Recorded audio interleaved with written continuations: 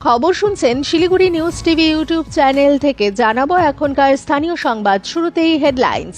নাগরিকত্বের আবেদনে সাড়া নেই, সিএএ বোঝাতে ভোট মিটলেই শিবির করবে বঙ্গ বিজেপি। ভোট মিটতেই উত্তপ্ত শীতলকুচি, গুলিবিদ্ধ তৃণমূল প্রধান।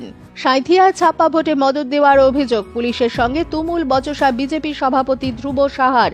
সন্দেশখালী দুর্নীতিকে ছেড়ে দেব কেন, হুঁশিয়ারি দিলীপের। চাকরির জন্য 9 লাখ, ভাইরাল দেবের কল রেকর্ড, বিস্ফোরক হিরণ। ফের তাপপ্রবাহে সতর্ক বার্তা বঙ্গে, পূর্বে কোন কোন জেলা। মেগা খবর, 30 তারিখ চমকে যাবে কলকাতা, মমতার পদক্ষেপ নিয়ে বিরাট শোরগোল।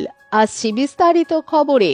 সিএএ আইনে নাগরিকত্ব পেতে সেভাবে আবেদন জমা পড়ছে না কেন্দ্রীয় স্বরাষ্ট্র মন্ত্রকের কাছে। ফর্ম পূরণেও সেরকম আগ্রহ দেখা যাচ্ছে না। তাই সিএএ আইনে নাগরিকত্বের আবেদনে যাতে সাড়া মেলে, সেজন্য এবার পথে নামছে গেরুয়া শিবির। সিএএ এর পক্ষে মানুষকে বোঝাতে রাজ্য জুড়ে শিবির করবে বিজেপি। ভোট মিটলেই এই শিবির চালু হবে। কেন্দ্রীয় স্বরাষ্ট্র মন্ত্রকের সহযোগিতায় বিজেপি পার্টি এই সিএএ সংক্রান্ত শিবির করবে। বৃহস্পতিবার একথা জানিয়েছেন বিজেপি রাজ্য সভাপতি সুকান্ত মজুমদার। কেন্দ্রীয় সরকারের সিএএ লাগুর বিরোধিতায় সরব বাম, কংগ্রেস, তৃণমূলের বক্তব্য সবাই নাগরিক, আলাদা করে নাগরিকত্বের কোনো দরকার নেই। সিপিএম এর সাধারণ সম্পাদক সীতারাম ইয়েচুরিও বৃহস্পতিবার কলকাতায় এসে বিজেপিকে এক হাতে নিয়ে বলেছেন, সিএএ কোনোভাবেই সমর্থনযোগ্য নয়। ধর্মীয় বিভাজনের উপরই সিএএ করা হয়েছে।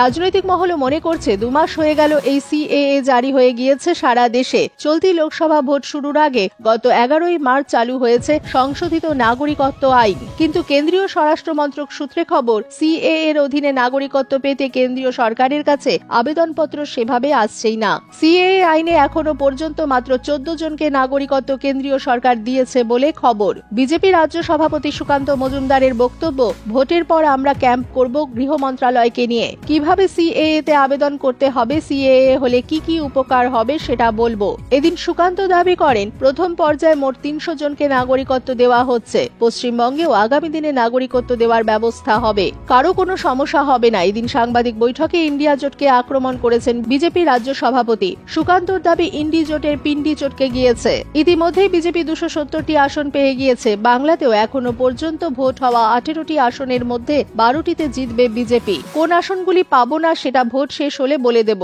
এদিন সল্টলেকে বিজেপি দপ্তরের সুকান্ত সাংবাদিক বৈঠকে ছিলেন বিধায়ক বিশাল লামা ও মিডিয়া সেলের ইনচার্জ তুষার কান্তি ঘোষ।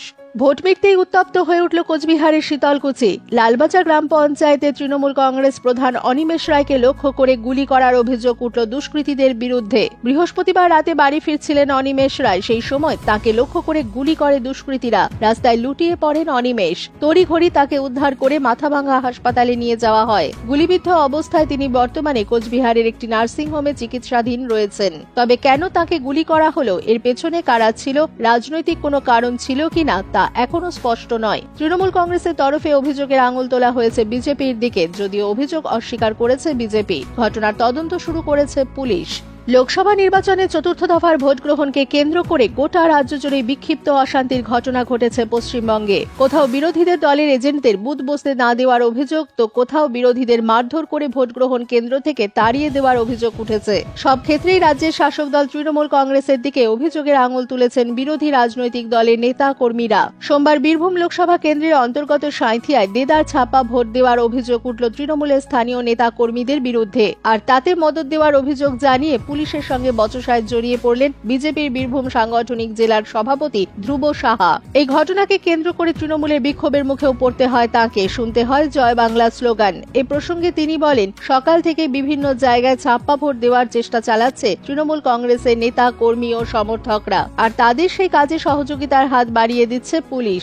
সাঁইথিয়াতেও প্রচুর ছাপ্পা ভোট দিয়েছে তৃণমূল। এই কাজে তাদের সম্পূর্ণ সহযোগিতা করেছে পুলিশ। তারা পুরো দলদাসের মতো ব্যবহার করছে। বারবার প্রশাসন ও নির্বাচনের দায়িত্বে থাকা আধিকারিকদের এই বিষয়ে অভিযোগ জানালেও কোনো সুরাহা হয়নি। আমরা এই বিষয়ে পুলিশের কাছে অভিযোগ জানালেও তারা কোনো ভ্রুক্ষেপ করছে না। আসলে সাধারণ মানুষ ঠিকঠাক ভোট দেওয়ার সুযোগ পেলে ওদের উৎখাত করবে এই ভয় থেকে ছাপ্পা ভোট করিয়ে জয়ী হতে চাইছে তৃণমূল। আর এই কাজে তাদের সম্পূর্ণ সহযোগিতা করছে পুলিশ। আমরা ইতিমধ্যেই এই বিষয়ে অভিযোগ জানিয়েছি নির্বাচন কমিশনে। প্রসঙ্গত উল্লেখ্য, সোমবার সকালে ভোট গ্রহণ শুরু হওয়ার কিছুক্ষণের মধ্যেই বিজেপির বুথ সভাপতিকে মারধরের অভিযোগে উত্তপ্ত হয়ে ওঠে বীরভূমের হাসন। তৃণমূলের বিরুদ্ধে হামলার অভিযোগ জানিয়ে পুলিশকে ঘিরে ব্যাপক বিক্ষোভ দেখানো হয় বিজেপির তরফে। বেলা বাড়ার সঙ্গে সঙ্গে এই ধরনের ঘটনার সংখ্যা বাড়তে থাকে রাজ্য জুড়ে। দুপুরে বর্ধমান দুর্গাপুর লোকসভা আসনে বিজেপি প্রার্থী দিলীপ ঘোষের উপর প্রথমে মন্তেশ্বরে ও পরে বর্ধমানে চড়াও হওয়ার অভিযোগ ওঠে তৃণমূলের বিরুদ্ধে। চাকদহতে রানাঘাটের বিজেপি প্রার্থী জগন্নাথ সরকারকে রাজ্যের শাসক দলের কর্মীরা হেনস্থা করে বলে অভিযোগ। মমতা যদি সিঙ্গুর নন্দীগ্রাম দেখিয়ে ভোট জিততে পারে তাহলে আমরাও সন্দেশখালীর মতো এত বড় দুর্নীতি ছেড়ে দেব কেন? এর থেকেও বড় অপকর্ম বেরোবে, কারণ শেখ শাহজাহানের মেজ ভাই এখনো পলাতক, তাই মহিলাদের রাত জাগতে হচ্ছে। তারা বাধ্য হয়ে রাস্তায় নেমেছেন। ওরা চাইছে এইভাবে ওখানে ভোট করিয়ে নিতে। কিছু গ্রামে পুরুষরা ঘর ছাড়া, ভোট পর্যন্ত ওরা এটা টানতে চাইছে। ওখানকার মহিলাদের আন্দোলন গোটা দেশে একটা উদাহরণ তৈরি হয়েছে। হাওড়া রথিনবাবু মেয়র ছিলেন, তাকে কিছু করতে দেওয়া হয়নি, বসিয়ে রাখা হয়েছিল। তিনি একজন যোগ্য ব্যক্তি। তৃণমূল সর্বত্র তাদের বিদায়ী সাংসদ নিয়ে বিড়ম্বনায় পড়েছে। অনেকেই দেখতে পাওয়া যায়নি, তাই অনেককে বা টিকিট দেওয়া হয়নি। বিজেপি সাংসদরা সংসদের ভিতরে বাইরে এলাকার জন্য সক্রিয়। এমনকি দেবের মতো সংসদের বিরুদ্ধে বিক্ষোভ মাথাচাড়া দিয়েছে, কারণ তিনি ঘাটালে যান না, পার্লামেন্টে যান না। অভিষেক বন্দ্যোপাধ্যায়ও তাই। কলকাতা এবং আশেপাশের সবকটা কেন্দ্রে বিদায়ী সাংসদ তাদের কর্মীদের খোঁজ খবর নেননি। তাই এখন এসব প্রশ্ন উঠছে। উনি বলেন এক, করেন এক, চিরদিনই এরকম। আর ওখানে একজনকে খুন করা হয়েছে। প্রচুর লোক ভয়ে এলাকা ছাড়া। এই ধরনের ভয়ের পরিবেশ তৈরি করা হচ্ছে ভোট ঘোরানোর জন্য। লাভ হবে না। ফের ভাইরাল কল রেকর্ড। চাকরি পাওয়ার আশায় দেওয়া টাকা ফেরানোর আবেদন প্রতারিতর, এমনই কল রেকর্ড ভাইরাল। কল রেকর্ডকে টুইট করে ঘাটালে তৃণমূল প্রার্থী দেবকে খোঁচা হিরণের। কল রেকর্ডের এক প্রান্তের গলা দেবের বলে দাবি হিরণের, যদিও অডিও সত্যতার কথা অস্বীকার দেবের। কল রেকর্ডকে ঘিরে জোর শোরগোল ঘাটাল মহকুমা জুড়ে। ঘাটাল লোকসভায় ভোটের লাইনে দাঁড়াতে আর মাত্র হাতে গুনে দিন 7 বাকি। এরই আগে এই কল রেকর্ড শাসক শিবিরের অস্বস্তি যে আরো বাড়াবে তা বলাই বাহুল্য।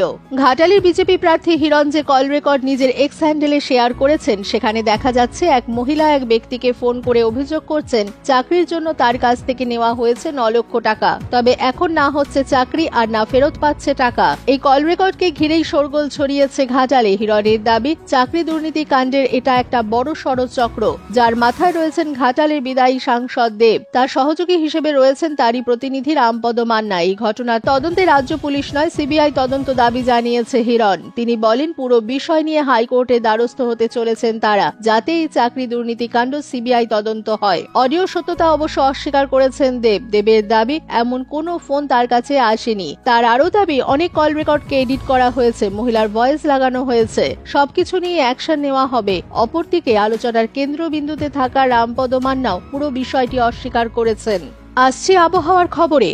বর্ষার প্রবেশের খবরের মাঝেই দুঃসংবাদ। সপ্তাহান্তের তাপপ্রবাহের সম্ভাবনা দক্ষিণবঙ্গের 4 জেলায়। বাড়বে গরম, তবে রবিবার থেকে ফের ধীরে ধীরে বদলাবে পরিস্থিতি। সোম ও মঙ্গলবার বৃষ্টিতে ভাসবে বাংলা। হাওয়া অফিস সূত্রে খবর, আজ অর্থাৎ শুক্রবার ও কাল শনিবার দক্ষিণবঙ্গে বৃষ্টির সম্ভাবনা নেই। গরম ও অস্বস্তি ক্রমশ বাড়বে। শনি ও রবিবার পশ্চিম মেদিনীপুর, বাঁকুড়া, বীরভূম ও পশ্চিম বর্ধমান এই 4 জেলায় তাপপ্রবাহের সতর্কতা। রবিবার দক্ষিণবঙ্গের সব জেলাতেই বজ্রবিদ্যুৎ সহ হালকা বৃষ্টির সম্ভাবনা। বীরভূম, বর্ধমান, ঝাড়গ্রাম, পুরুলিয়া, বাঁকুড়া, পশ্চিম মেদিনীপুরে বজ্রবিদ্যুৎ সহ হালকা থেকে মাঝারি বৃষ্টির সম্ভাবনা। সোম ও মঙ্গলবার কলকাতা সহ দক্ষিণবঙ্গের সব জেলাতেই বজ্রবিদ্যুৎ সহ হালকা থেকে মাঝারি বৃষ্টির সম্ভাবনা। সোমবার কলকাতা সহ দক্ষিণবঙ্গের সব জেলাতেই বেশি বৃষ্টির সম্ভাবনা। দক্ষিণের পাশাপাশি উত্তরবঙ্গেও দাপট দেখাবে গরম। শনিবার তাপপ্রবাহের সতর্কতা মালদহ, উত্তর ও দক্ষিণ দিনাজপুরে। জলপাইগুড়ি ও আলিপুরদুয়ারে বাড়বে গরম। প্রসঙ্গত, এবছর আগাম বর্ষা প্রবেশ করেছে আন্দামানে। ভারতের মূল ভূখণ্ড কেরলেও বর্ষা ঢুকবে একদিন আগে, এমনই পূর্বাভাস ভারতের মৌসুম ভবনের। আবহাওয়ার বিভিন্ন মডেল অনুযায়ী বিশ্লেষণ করে আলিপুর আবহাওয়া দপ্তর জানাচ্ছে, 19 মে রবিবার দক্ষিণ আন্দামান সাগর নিকোবর দ্বীপপুঞ্জে দক্ষিণ পশ্চিম মৌসুমী বায়ু অর্থাৎ বর্ষা ঢুকে পড়বে, যা নির্ধারিত সময়ের 3 দিন আগে। একইভাবে ভারতের মূল ভূখণ্ড কেরলে নির্ধারিত সময় অর্থাৎ 1 জুনের একদিন আগে 31 মে ঢুকে পড়তে পারে মৌসুমী বায়ু।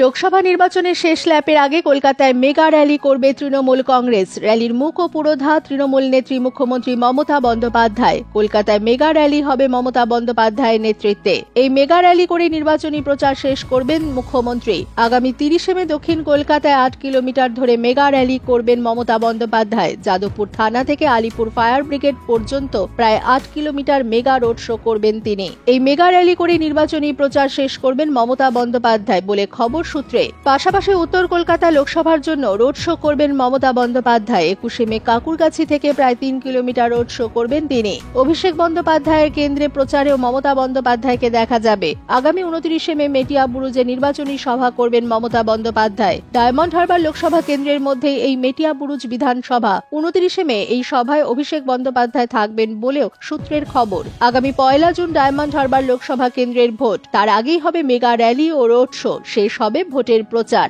স্থানীয় সংবাদ শেষ হলো।